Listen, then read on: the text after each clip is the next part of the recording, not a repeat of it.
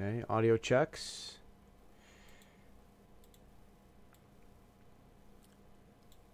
Okay. This is the Taiwan special. Is it live? Check, check, check, check. Okay. Finishing our microphone check. Now, we've got many different microphones, and sometimes we get one, sometimes we get the other going, and I don't really want to have to get through the whole special if I the wrong microphone was recording. You know.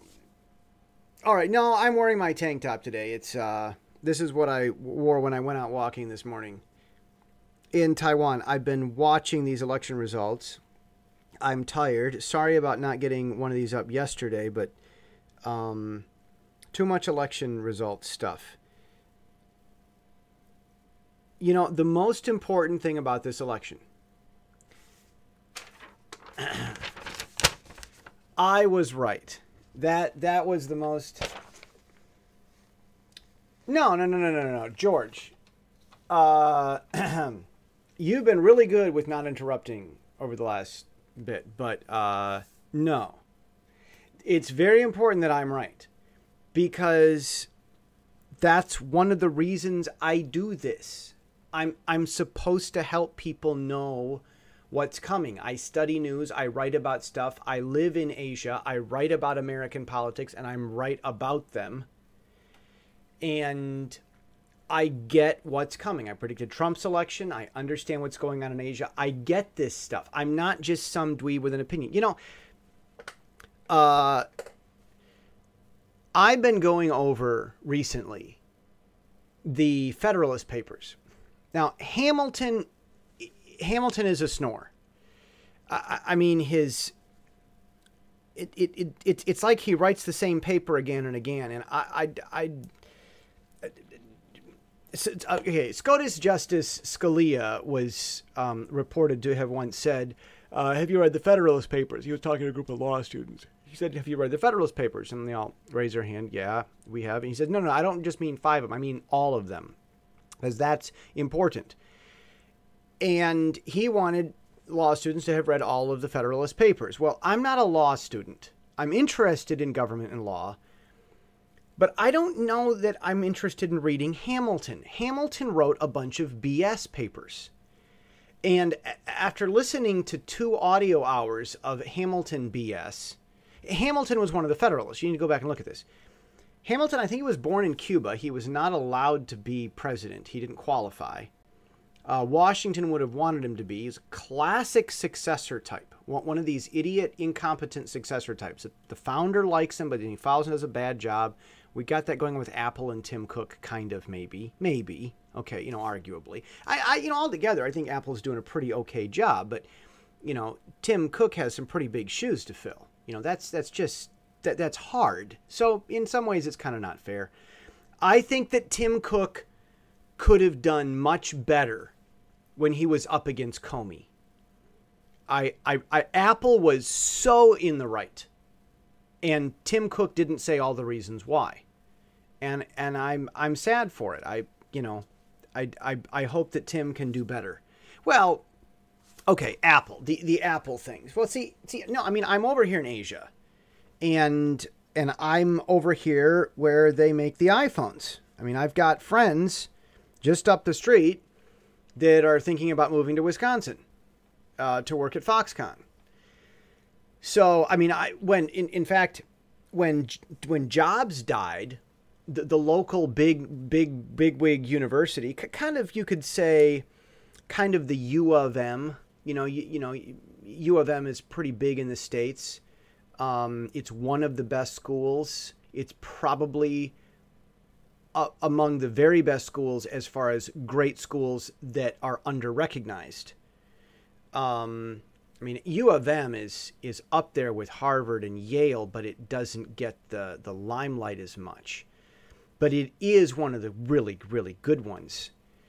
And there's such a school here in Tainan, where I am, in Taiwan. And after Steve Jobs died, I mean, everyone was talking about his speech at Stanford, dropping out of school was the best choice I ever made. Getting fired was the best thing that ever happened to me. He's saying these things.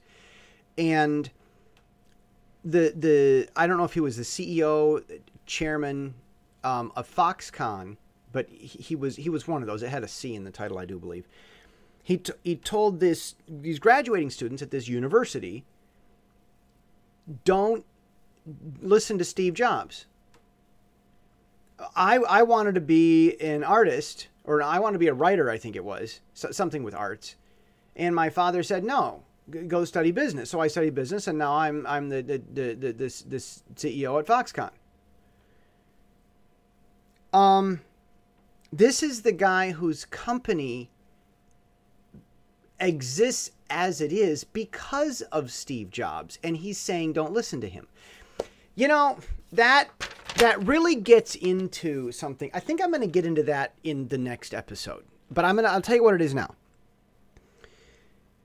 How Democrats, it's not Democrats, liberals. We're not talking about party lines. We're talking about ideologies. There's a difference. I was in Chicago, and one of the BMW salesmen. Yeah, I worked at a BMW dealership in Chicago. And one of the salesmen was explaining to me, she said, here in Chicago, Democrats in Chicago are conservative Democrats. They're not liberals. They're different. Liberals don't get that money doesn't grow on trees. Security doesn't just happen. Safety and freedom don't just flow like a river that's always there in every season. They don't. It doesn't have. These things are created by very, very hardworking people whose hard work is never seen in the public eye. You have to be part of their hard work in order to make it. And Democrats don't get that. And that's what the CEO of Foxconn was saying to this audience. I do believe he was CEO. I could be mistaken that he was chairman, but I believe he was CEO. And he was saying to these students, don't listen to the man whose wisdom allowed my company to exist in the first place. Because I listened to my father who said, do what I'm no good at, that I'm not interested. Well, not what I'm no good at. Do what I don't want to do. Do what I'm not passionate about so that Steve Jobs can make me a lot of money. Don't listen to Steve Jobs. That makes no sense. But it does make sense to liberals. And that was going on in this election. And that happened in Wisconsin. All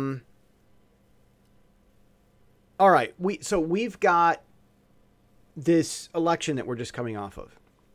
Now, I'm over here in Asia, and I'm going through the data, and I'm watching what's happening, and I'm going, all right, what's coming in 2024?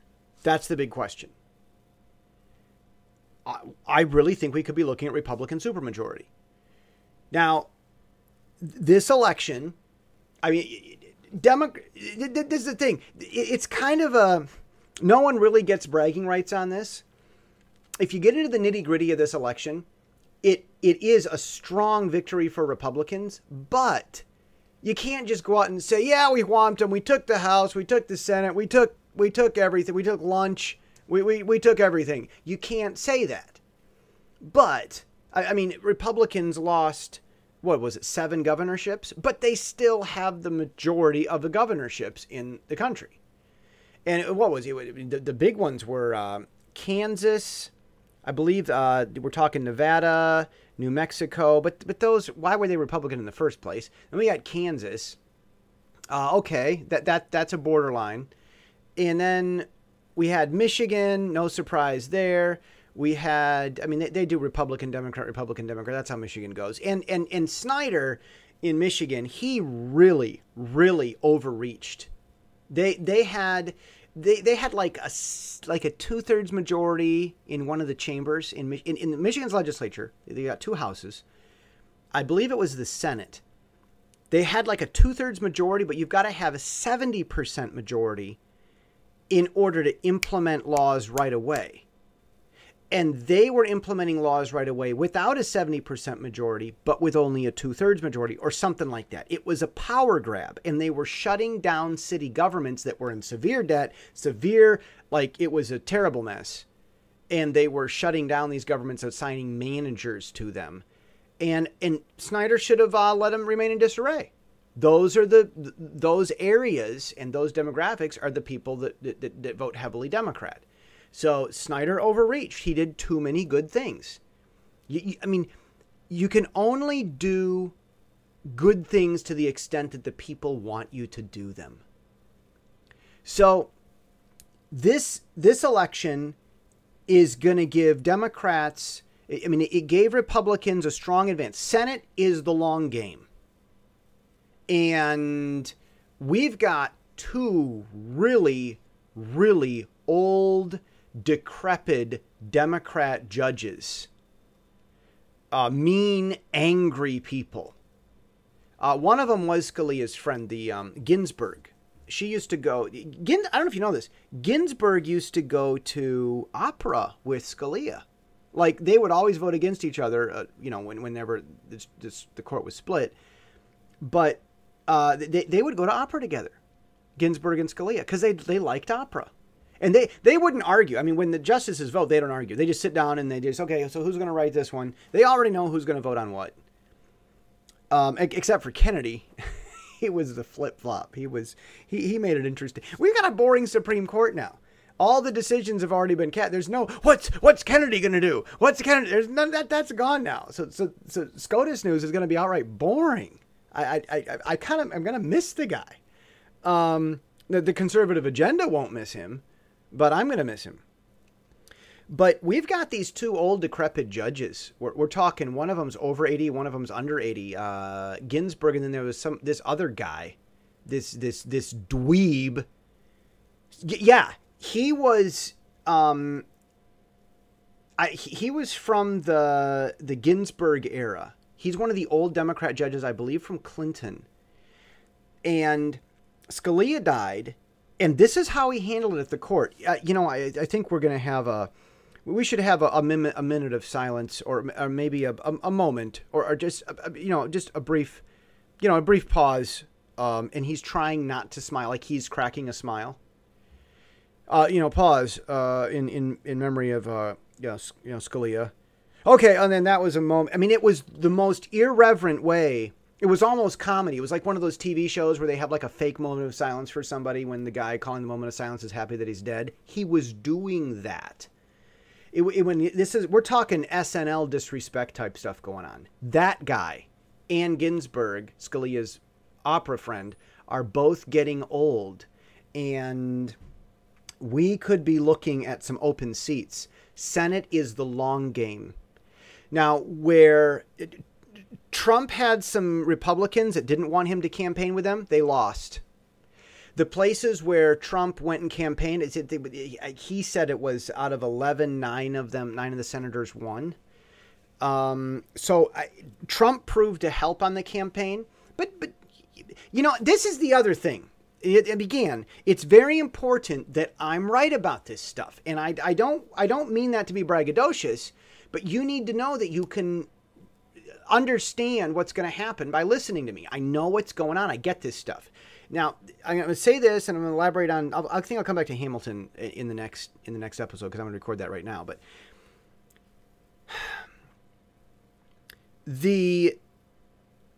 what was I going to say? You know what? I'm just going to call it for today, because I'm tired and I need water and I can't think. So we're going to call that for the podcast today. I'm going to come back for the Taiwan special tomorrow.